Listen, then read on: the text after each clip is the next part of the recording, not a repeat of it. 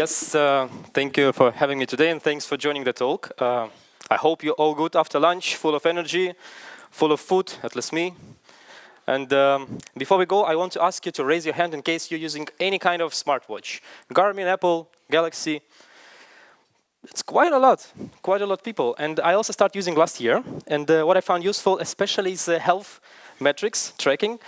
I do some running exercises, and I can see how hard is it. In that case, you see it's like a heart rate, BPM, 177, 67 actually, yeah. So better keep under control. But I was curious, if it's the same when I have to deal with incidents. And yeah, actually not that bad. It's still a bit above the average, which is like 70, 80, but not that intense. However, if I check the stress diagram, the high-level stress matches exactly the timelines for incidents. And also it matches my feelings, because I'm honestly nervous. Even if I know what to do, it's a common thing. I ask around, and it turns quite a common problem for people who join on call from time to time. And if you go Google or ask ChatGPT, you can see that a lot of people discuss anxiety and burnouts that might be caused by being on call. And that actually makes a lot of sense, because we have to deal with something we don't know yet. You have to fix the incident fast to ensure there's no impact on your system, on your users. And in the worst case, you're just alone, out of business hours. Thanks for the previous talk. You can see it. And what can we actually do about that? Not that much, because incident is inevitable. Even if you run the perfect software, you apply the state-of-the-art techniques for testing, you apply reliable platforms, sometimes it's just out of your hands. For example, these 3 incidents from Amazon, Google, and GitHub, they're different, but one thing in common. Software wasn't the root cause of them, but it was either bad weather or power disruption. So as long as we can't control weather, those kind of incidents stays unavoidable. But what we can do is to take the experience we get from failures and understand how to stop bleeding efficiently, how can we constantly learn from failures, as well as increase the system maturity in general. And ideally, if someone can leave this room more confident and less stressed during the incident, that will be absolutely perfect. About myself a little bit, I'm a software engineer working for Booking.com and currently living in the Netherlands. I love distributed systems and also joining on call from time to time to help with incidents. That's the field I want to learn more, I want to improve, and I'm happy to contribute today as well. And I arrived from the Netherlands by train today, actually yesterday, and no delays at all, which is a surprise, never happened to me before. I guess no incidents for Deutsche Bahn this week, which is good. Yeah, I want to express my personal experience here. It's not related to any company I'm associated with. It's rather my story from engineer perspective. And to tell that story, I want to ask my friend Alex to help me. Alex is, it's not a real person for sure. It's my imaginary friend, but still, he's a great engineer. Did a lot of backend stuff in the past, but eventually started his own company. And he's also a great fan of homemade food places, the small places where you can taste delicious food. And one day he decided, why don't create a platform to bring that food to people, kind of Netflix for food, let's say, and just create a platform with genuine capabilities like menu, ordering, payments, delivery, whatever. And the first version of the system is really simple. Single deployment unit with some modular parts. Database, there are some applications for mobile, there are web interface, but yeah. The first setup is pretty simple with the potential to grow in the future. But even on this setup, there might be some incidents. Something went wrong with a specific service, the single unit deployment just go down, database connection, whatever. But yeah, the scope is relatively small, so if we visualize this journey to fix the incidents from A to B, where A is the outage time and B, it's the system gets back to normal, it's going to be like a straight line. Honestly, it's not going to be like this for sure. You still need to do some side hustle, you need to check logs, sometimes just some magic happening and you don't know what's going on there, but again, scope is relatively simple, relatively small, so it's kind of manageable. The good news for Alex, that system is growing. More customers want to onboard, meaning that more and more features supposed to be delivered in time manner and stays system still responsive and good. And quite ambitious plan to scale across continents to bring this experience everywhere. And that means the system has to be evolved also. And instead of the single deployment unit, the monolith app, They spend some time in redesign to have a number of well-designed services with the specific subdomains. Looks good. Eventually, they also move to cloud to ensure presence in different regions, etc. But what about incidents? Because that's still the thing. But now we have way more complicated setup. We have networking, we have cloud platform, we have knowledge distributed across system. There is no single person who is aware of everything here. And one failure in the service causes cascade failures, which downs half of your system. Well, how can you fix it? Yeah, sometimes like this. You just try everything, you try to collaborate, you try to understand what's going on. Without proper tooling, without proper process, it's just hard to get to the root cause. And there are so many things to take into account when we're talking about the distributed systems, how to embrace that collaboration, how to observe it properly, how to identify the impact of these incidents. So what would I suggest for Alex is to try to build a solid foundation. And on top of that foundation, we can discuss the firefighting strategy. First, where to start? Well, I would say you don't have to be rockstar, you don't have to be alone when fixing problem. Let's bring the team. And usually there are 3 roles: coordinator or incident lead, the person who manages the entire flow, make decisions, track timelines, also involving the right people into the communications. The firefighter, most probably is domain expert who know about the system, who do investigation, provide hotfix, and finally monitor system to make sure it gets back to working state.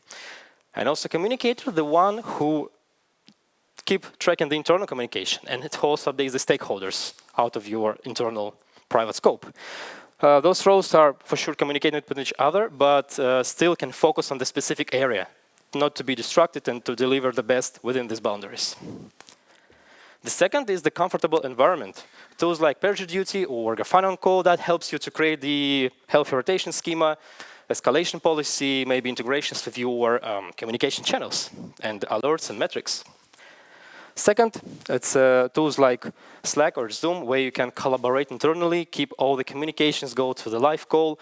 It's up to you, up to your company, what tools they use, so you can also explore them. And some kind of custom tools like panic buttons if you want to escalate to the specific team. If you want to automate something like Slack incident bots. It's worth mentioning about AI capabilities for sure here, but let's get back to it a bit later. And now we have the first layer. We know the roles, we know how to embrace collaboration, we know about the tools. What about the priority and the impact? Because now the incidents have to be treated in the same way. Some of them more critical, some of them can wait. I would suggest to measure the impact on the incidents. And for that, we can get the business metrics, the North Star, that says, what about your business? If it's going well or not. Well, for Alex's case, it's the number of processed orders. We can compare the real orders with the predicted numbers and see the drops, observe the ratio between them, to take any actions in case of drops. How to get this predicted numbers? Because, yeah, we know the actual numbers, but predicted might be challenging. Maybe you have some historical data that you can use as a training set for machine learning. Maybe you can just rely on the actual data without predicted, because, yeah, that's possible. You don't have this data yet. You can observe spikes, you can observe drops, and you can react on it. And now we also can categorize incidents a bit. As a P0, critical, the highest priority, half of the system doesn't work, and the entire system doesn't work, critical functionality is affected, so your business is struggling. P1, still high priority, critical enough, significant subset of users is affected, and there's a risk to escalate to P0. And P2, in that case, it's moderate risk, something went wrong, need to be fixed, but probably not the first thing to do in the middle of the night. So we can wait to next day. And I asked Alex to provide 3 incidents from the past for us to make an exercise and guess what priority it is. And I will ask you for help as well. The first incident is tracking the order delivery status in the mobile app is broken. And users cannot see their orders at the moment. However, orders are still delivered. Do you think it's P0? Maybe P1?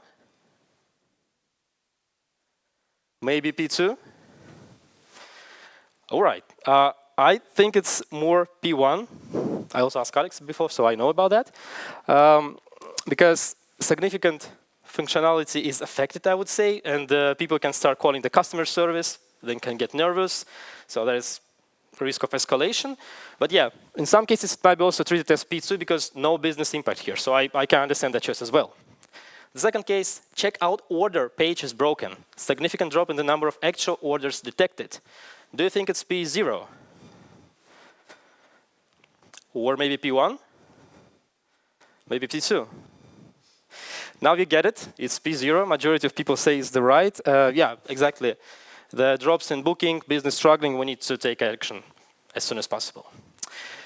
And the third case, data analysis service job failed to aggregate the data collected in the past hours. So no system performance insight for internal users only. Is it P0? P1? Maybe P2? Perfect. Yeah, I think we get it all properly. Some internal functionality is affected. It's fine if we wait for the next day and retry this job again after fixing. Also, we can reflect those priorities inside our escalation map. How usually it works, like you have an engineer on duty during the business hours, you own the service, so you get paged in the first line. If you don't acknowledge within the, I don't know, 15 minutes time limit, it gets escalated to your leadership, engineering manager, tech lead, so they can take an action. If it's out of business hours, there's supposed to be SRE on duty 24/7, so he's gonna take over. And if the incident is P0, I guess it makes sense to escalate right away to global incident response team if there is one, because yeah, multiple services must probably affect it. You don't have to fix it within your boundaries. Yeah, that might be an option as well. The second layer is ready. We know impact. We know how to escalate and check the priority. And the next part is observability. How can we read our system? And the first step here is service level agreements. That's the kind of expectations we provide for our consumers. On this dashboard, you can see some examples like HTTP request duration. And the agreement may sound like our users, 99% of them may expect request finished within the 150 milliseconds buffer. Pretty similar for database query. There might be other indicators and objections like for success code rates, when you compare the success queries with the failed ones. It might be specifically for data streaming and processing, like Kafka consumer log, how many messages stays in the topic unprocessed within the time frame. Yeah, if you have specific cases that helps you to identify and provide these agreements, that's also fine. I would say it's up to you, but those are quite popular. The next part is logs, and the best thing about logs, I think, is that we used to it. We get used to it. We work with logs for ages, and if you go there, you see the problem.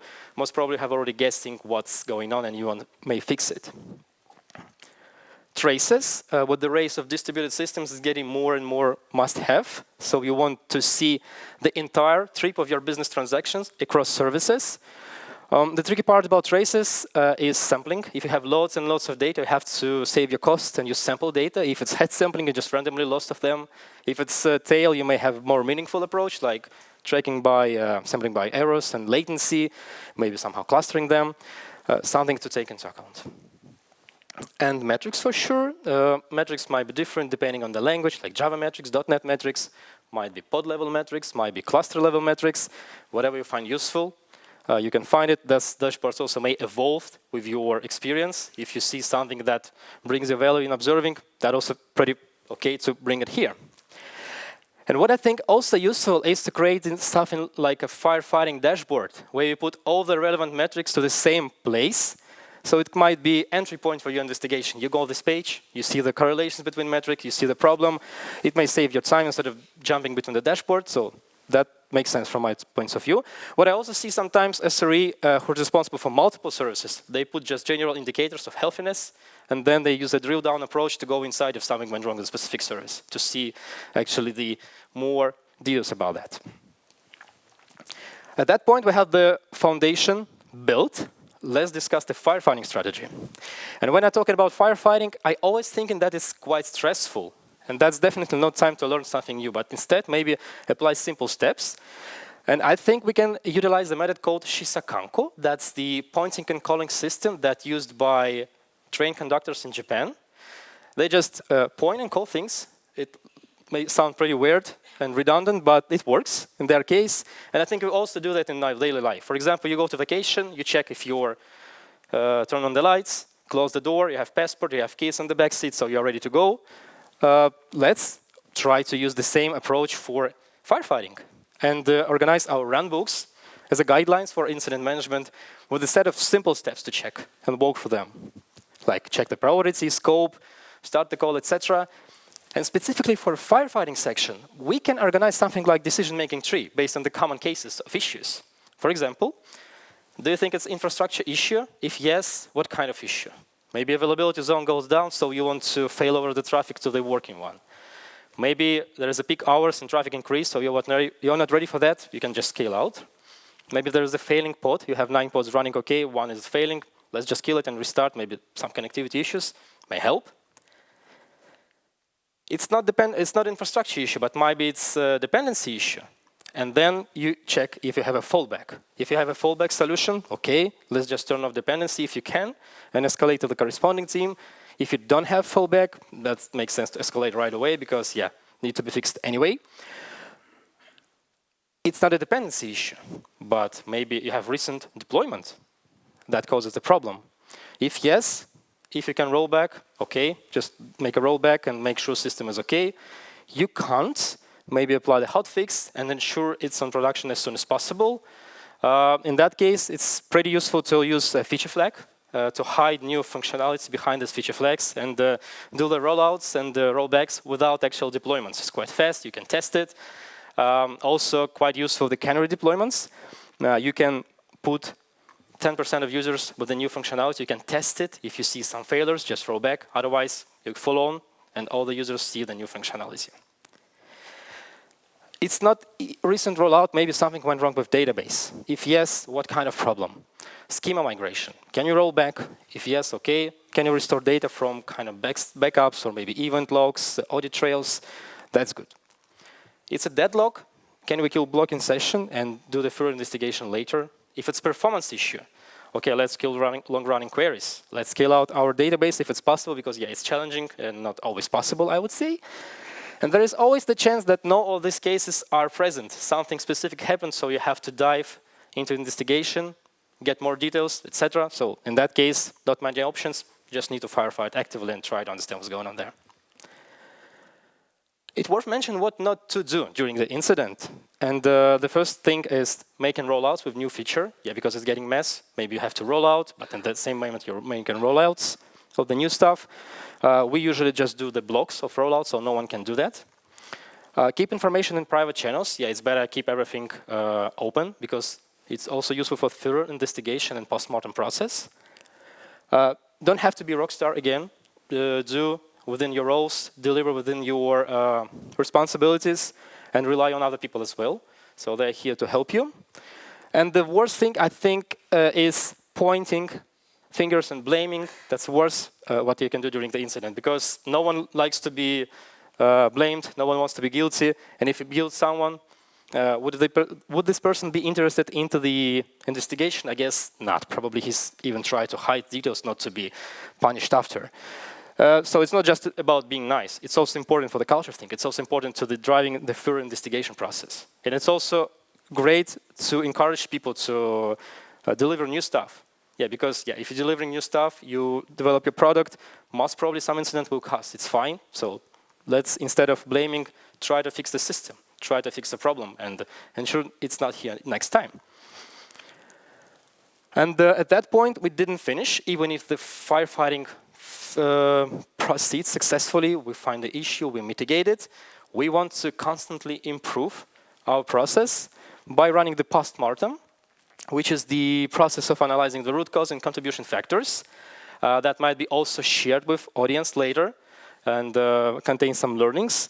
And it's also great for transparency, especially for your stakeholders, because they know, okay, you fail, but you accept it, you fix it, you prepare. Next time you will be ready for such kind of problems. And when you do the post-mortem document, usually we call it reason for outage, just RFO. It contains a few details like overview and ownership, some context about the incident, impact, how your system was struggling about that, timeline in the sense of pivotal events, when it's happened, when it's finished, when mitigation steps applied, when it's recovered. For sure, root cause analysis and contributing factors, what was the reason of the outage, the mitigation steps, what helps you to bring system back to normal, and follow-up work, which you planned to make sure this incident will never happen again. And I also like to ask those questions when working on that document. How did the incident process go? Because that's the way to reflect on it. You can see if SLO and alerts were useful. You can understand how the process itself was moving, if there are any tools that didn't work well. So it's an improvement point for the process itself. Also, what could get terribly worse? Because you may fix the incident quite fast, but there might be bad consequences if you don't. So maybe that helps you to better plan your follow-up work and apply better protection. And for sure, the follow-up work is better be prioritized, because even if you have some business functionality to deliver, if system fails, it doesn't matter. Yeah, you have to ensure it doesn't fail. And there are other post-mortem things that are quite valuable. You can identify common patterns from RFOs, and then you can use them to improve your runbooks, to include the new cases in your decision-making tree. You can also improve the new services from the scratch by injecting some common features like, I don't know, SLO bundles to send some metrics, or applying the resiliency patterns like circuit breaker. You can also put some checks in your CI/CD pipeline, like database scheme update checking, just to make sure it's not breaking changes, it's not dangerous. Maybe some manual acknowledgements also. And you can also create the learning materials that helps you to run the trainings, onboarding sessions, and for newcomers and for new people on your team, it might be especially useful. Also, it might be useful for engineers who are on call, but not domain expert in your system. They can check these materials, they can check the docs. And yeah, you also can use those to run the simulated incident in your production environment, because that's the great way to get experience. So you can just turn off the entire availability zone and make sure it works perfect and the traffic is failed over. You can just cut dependencies of your services to see if resiliency in place. Also, you can just join other incidents as a shadow without actively participating, but just see how people are resolving them. That's also a great opportunity to learn. And yeah, we can sum it up. We set up the basement for Alex. On top of that basement, we discussed the firefighting strategy that we could potentially apply. And we also emphasized the importance of post-mortem. So let's see how it goes with the team in the future. But yeah, one more thing. I feel like if you don't talk about AI in your presentation, it's kind of not that attractive nowadays. So a few words. They're still debatable if it's more value or more hype for AI. But I guess for incident management, there are some cases. For example, anomaly detection. The AI, they can analyze your SLO instead of just checking the thresholds. It can find the deviation patterns, maybe small changes in your latency, or maybe AI can understand that all the services are struggling, so it's not the problem of the specific one, and escalate to P0.